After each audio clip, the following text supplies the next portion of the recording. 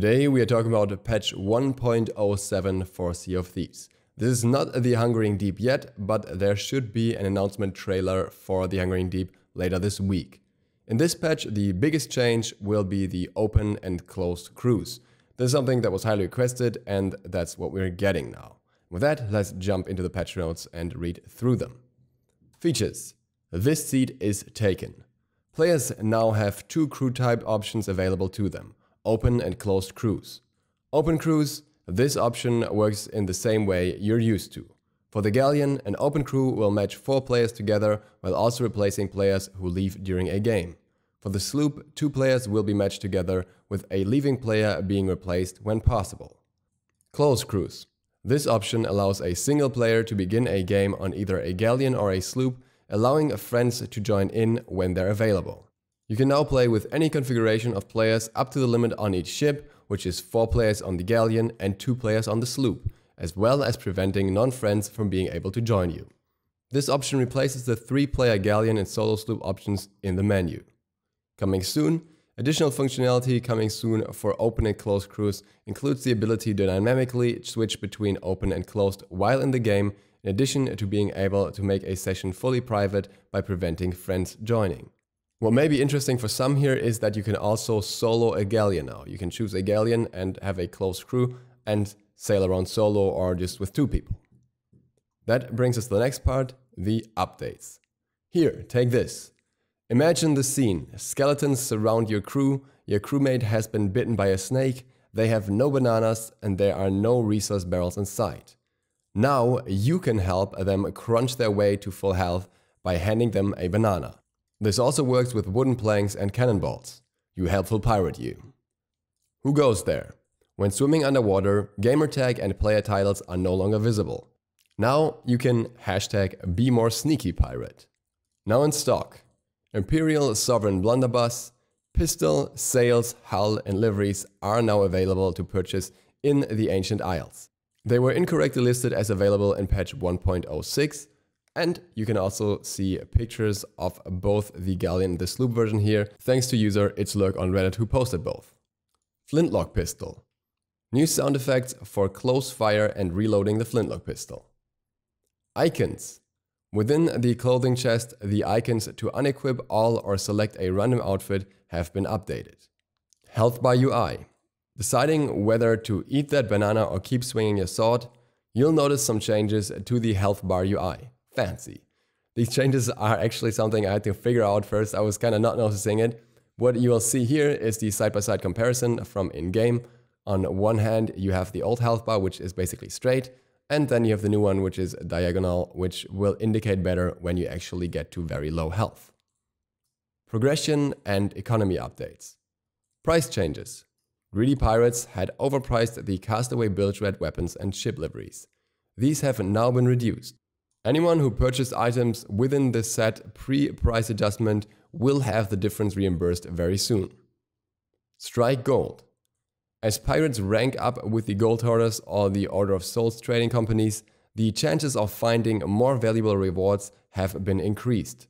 Say goodbye to those castaway chests at higher ranks. This is a great update in my opinion to finally have some bigger value between higher tier voyages, and this makes it actually worth upgrading your voyages, not only to get more voyages, but also to get more value out of them. Long overdue, but finally here. Fixed issues. Players should no longer experience details of their pirates, such as hair color or scars, looking different from their initial selection. Players should no longer experience delayed achievements and commendations from in-game actions. If you're still experiencing issues with that, post a support ticket. Resolved issue that sometimes showed riddle landmarks as glowing rocks. Resolved an issue on Old Faithful Isle, which could have prevented players from completing riddle voyages. Bounty captains and crew will no longer have their names mixed up. Gunpowder barrels will no longer cause 2 explosions if detonated when being held by a player. Loaded cannons will no longer intermittently appear unloaded when returning to the ship. Starting merchant voyages back to back will no longer prevent the reminder to collect crates from appearing. When playing on wide monitors, the settings menu UI will no longer have clipping issues. Being on an Order of Souls voyage no longer causes fewer ambient skeletons to spawn. Cannonball, wooden plank and banana crates no longer always spawn empty. Restarting the game will no longer reset the frame rate lock option. Fix a collision issue on Thieves Haven. Equipping the Sea Dog hull on a sloop will now match the preview image. Muting all other crews will no longer mute your own crew. The floor texture of the crow's nest on the galleon now appears correctly. Resolved a shader issue that caused the balcony outside the captain's cabin on the galleon to appear incorrectly. There is no longer a gap between a character's head and the Imperial Sovereign head when it's equipped. Restored missing 90 FPS frame lock option. Additionally, there's also another fix that's not mentioned here, where instruments would not play sound. That has also been resolved. Performance improvements. Frame rates will now be more consistent during ship battles, sword fights and Kraken encounters due to visual effect optimizations. Latency has been improved in multiple ship and skeleton heavy scenarios due to server optimizations. Frame rates can now be locked to 100 FPS.